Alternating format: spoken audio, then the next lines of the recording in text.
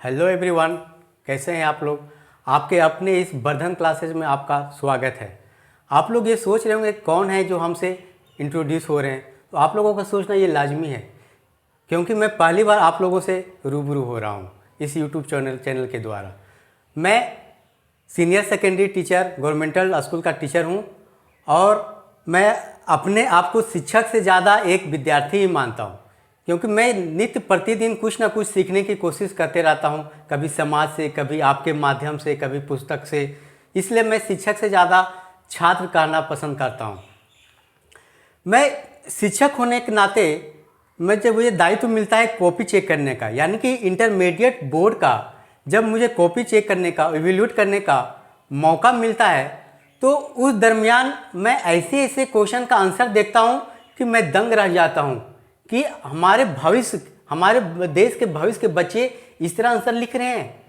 मतलब आपको मैं उदाहरण दे रहा हूँ, इस उदाहरण को सुनिएगा तो आप भी आश्चर्य कीजिएगा या मुस्कुराइएगा। जैसे कि क्वेश्चन आया हुआ था कि प्रश्न काल से आप क्या समझते हैं, है ना। तो उसमें कुछ बच्चे लिखे हुए थे कि आँख में पट्टी बांध देने से जो क्वेश्चन किया जाता है वो प्रश्न काल है। नहीं, ये तो सरासरी गलत आंसर है, ये तो होगा नहीं। और कुछ क्वेश्चन थे कि मौलिक अधिकार से आप क्या समझते हैं, तो उसमें भी मैं देख रहा था कि कुछ बच्चे लिखे हुए थे कि माँ बाप से जो मैं सम्मान मांगता हूँ या अपने छोटे भाई बहन से जो सम्मान मांगता हूँ वो मेरा अधिकार है। ये तो मौलिक अधिकार है ही नहीं, है ना। और बहुत सारे आंसर में क्या देखता हूँ, कुछ ना कुछ इमोशनल कहानी, ब्लैकमेल वाली कहानी कि शिक्षकों को ब्लैकमेल करूँ, इमोशनल ब्लैकमेल, ताकि नंबर मिले, हमके अच्छा नंबर लाऊं। तो बच्चों मैं बता देना चाहता हूँ कि ऐसा होता नहीं है। शिक्षक भी जो हैं कॉपी चेक करते हैं और पढ़ते हैं, पढ़कर ही नंबर चेक देते हैं, है ना। मैं खुद पढ़ा हूँ तभी तो आपको ये सब बता रहा हूँ कि इस तरह खामियां हमें मिलती है, तो मैं बहुत आश्चर्य होता हूँ। तो इस आश्चर्य को और आपकी जो कमजोरियां हैं इसको दूर करना है। तो ये दूर कैसे होगा? पढ़कर या मेरे चैनल से जुड़कर, है ना। तभी तो देश का भविष्य आप लोग कहलाइएगा।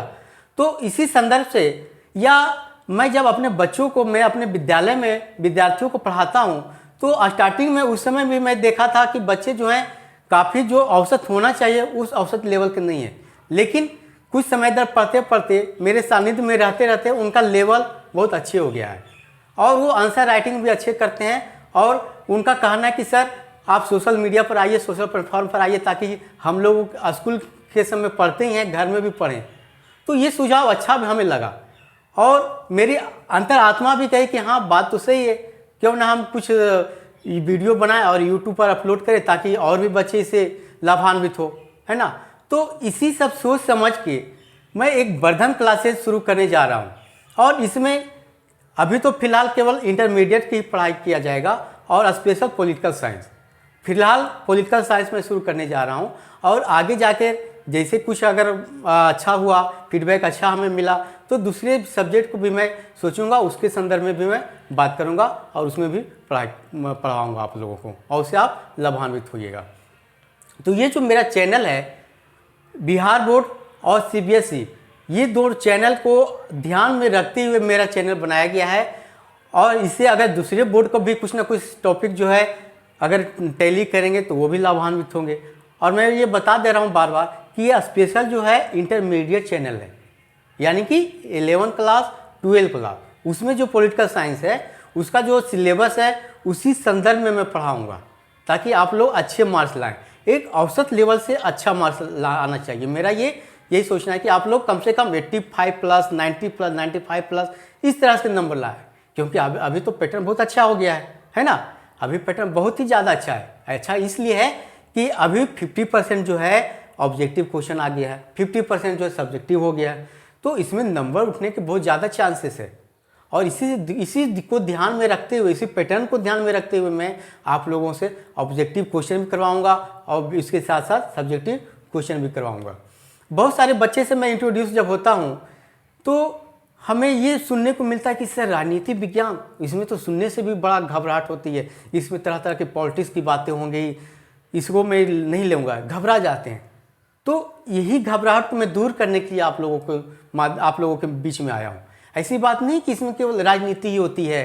अरे राजनीति तो वहाँ होती है जहाँ लोग अपने हित को साधते हैं। और जब अपने हित को साधना होता है तो जोड़ तोड़ इधर एन केन प्रक्रियन कुछ ना कुछ मेथड अपने आप को लगाते रहते हैं कि कैसे उसको हित को साधा जाए। तो ऐसी बात नहीं है बच्चों, इसमें पॉलिटिक्स नहीं पढ़ाया जाता, इस टाइप का नहीं है कि अपने हित को साधना है। इसमें राजनीति विज्ञान यानी कि भारत के संविधान हमें पढ़ना है, अंतर्राष्ट्रीय संबंध पढ़ना है, हमारे दूसरे देशों के साथ कैसा संबंध है, दूसरे देशों का हमारे देशों के साथ कैसा संबंध है, स्वतंत्रता के बाद भारत की राजनीति किस ओर बढ़ रहा है या स्वतंत्रता के समय क्या राजनीति थी, अभी 21वीं शताब्दी में भारत की राजनीति क्या है, ये सभी पढ़नी है। और हमें ये भी देखने को मिला कि बहुत सारे बच्चे ये कहते हैं कि सर इसमें तो केवल हमें आर्टिकल पढ़ना होगा, कैसे मैं इतना आर्टिकल याद करूं। तो घबराने की बात नहीं है, इसमें सारे चैप्टर में आर्टिकल नहीं पढ़ना है। ये तो है कि आर्टिकल पढ़िए, जरूर पढ़िए। हो सकता है कि अभी आप आर्टिकल नहीं याद करेंगे तो क्षम्य है, लेकिन आप आगे जाके जब कॉम्पिटिटिव एग्जाम दीजिएगा तो वहाँ आर्टिकल आपको फेस करना ही पड़ेगा।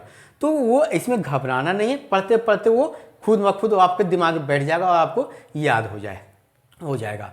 आपको हर एक चैप्टर में आर्टिकल पढ़ना नहीं रहता है, बस कुछ कुछ चैप्टर में आर्टिकल पढ़ना रहता है और वो पढ़ते पढ़ते धीरे धीरे आपको याद हो जाता है।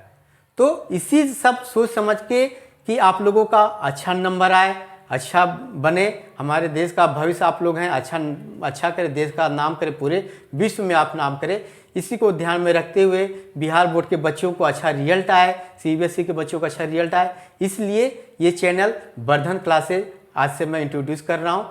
और इसमें केवल पॉलिटिकल साइंस अब फिलहाल पॉलिटिकल साइंस की पढ़ाया जाएगा इंटरमीडिएट के लिए, है ना।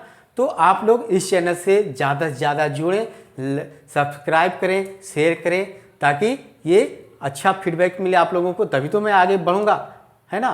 तो इसी के साथ मैं अपनी वाणी को समाप्त करता हूँ। धन्यवाद।